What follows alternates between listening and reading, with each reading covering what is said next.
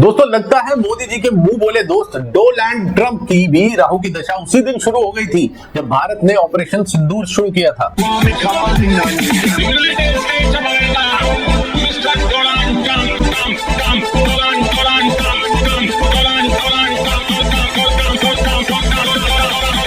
Donald के साथ साथ पाकिस्तान की नौटंकी की भी फिर से ऐसी की तैसी हो गई है और साफ साफ बोल दिया गया है कि अपने F-16 की बत्ती बनाओ और जेब में डाल लो।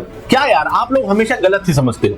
नमस्कार दोस्तों, मैं हूं शोभित मलिक। कल रक्षाबंधन था, बहनों ने अपने भाइयों की जेब जितनी खाली की उससे कहीं ज्यादा हमारी इंडियन एयरफोर्स ने पाकिस्तान और अमेरिका की इज्जत की जेब खाली कर दी। IAF Air Chief Marshal AP Singh has now claimed that Indian Air Defense shot down 5 Pakistani fighter jets and another aircraft during Operation Sindoor। जी हाँ, air chief marshal AP Singh ने आधिकारिक तौर पर कहा है कि ऑपरेशन सिंदूर में भारत ने 5 पाकिस्तानी फाइटर जेट्स और एक बड़ा स्पेशल एयरक्राफ्ट ढेर किया है, बड़ा वाला।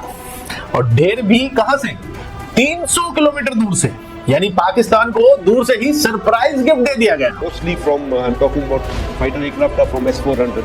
We have at least 5 fighters confirmed kills and 1 large aircraft, which could be either an Elint aircraft or an AWC aircraft, which was taken out at a distance of about 300 kilometers.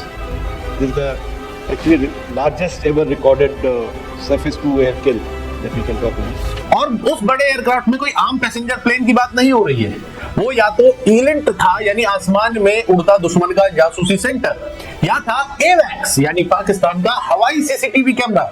एक तरह से कह सकते हैं दोनों का काम एक ही है, दुश्मन की हर हरकत पर नजर रखना, रडार पकड़ना, मिसाइल डिटेक्ट करना।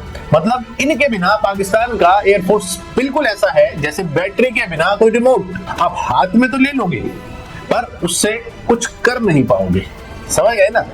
मतलब किसी काम का नहीं है। तो वो चिचा जो अपनी दाढ़ी कटवाकर टीवी पर सेंटर ऑफ ग्रेविटी समझा रहे थे, उनके ग्रेविटी से सेंटर उड़ा दिया गया था। सिर्फ ग्रेविटी बची थी, सेंटर में अब कुछ है ही नहीं। Or identifying S-400, attacking them is a easy part. Then identifying it on ground because it's mobile, it's a high value thing, and you got it. It's kind of a center of gravity. Center of gravity. अब जरा सोचिए, ये कारनामा S-400 missile system ने किया है। इतिहास में पहली बार दुनिया का सबसे लंबा दूरी का सरफेस टू एयर हिट किया गया। ये एक वर्ल्ड रिकॉर्ड है और अब भारत के नाम है। 300 किलोमीटर दूर से और सीधा पाकिस्तान का हवाई दिमाग उड़ा दिया गया। पाकिस्तानी बेचारे अब दूरबीन से भी भारत की तरफ देखते हुए डरेंगे कि कहीं कोई मिसाइल ना आ जाए। लेकिन भाई ये कहानी यहीं खत्म नहीं होती, सिर्फ प्लेन ही नहीं गिरे। जैकोबाबाद एयरबेस का आधा F-16 हैंगर ध्वस्त हो गया है और अंदर खड़े जहाज कबाड़ में बदल चुके हैं। मुरीद के और चकलाला कमांड सेंटर भी निशाने पर आया है। पाकिस्तानी वायुसेना की हालत देखकर लग रहा था जैसे किसी ने बिरयानी से उनका चिकन निकालकर लौकी डाल दी हो। लेकिन हमारे प्यारे पड़ोसी पाकिस्तान का क्या कहना है? ये अभी भी वही पुराना राग अलापे हुए हैं। हमने इंडिया के 6 एयरक्राफ्ट गिरा दिए, कोई कह रहा है 5 गिरा दिए। अभी तक पाकिस्तान वाले अपनी हवाबाजी में थे और ये बता रहे थे कि हमने भारत के 6 एयरक्राफ्ट गिरा दिए, लेकिन उनकी जो खुद की गांव फटी थी उस पर वो चुप रहते थे। इसे जो भी झूठ फैलाना फैला देते बिंदास नहीं। जोर से बोल के लोगों को स्कीमें बता दे। भाई तुम्हारे पास अब टोटल 6 एयरक्राफ्ट बचे भी हैं, जरा एक बार देख लो, पता करवा लो। तुम्हारे एयरक्राफ्ट हैंगर्स अब इतने खाली हैं कि वहां पर टेंट लगवा के अब उसे भाड़े पर चढ़ा दो।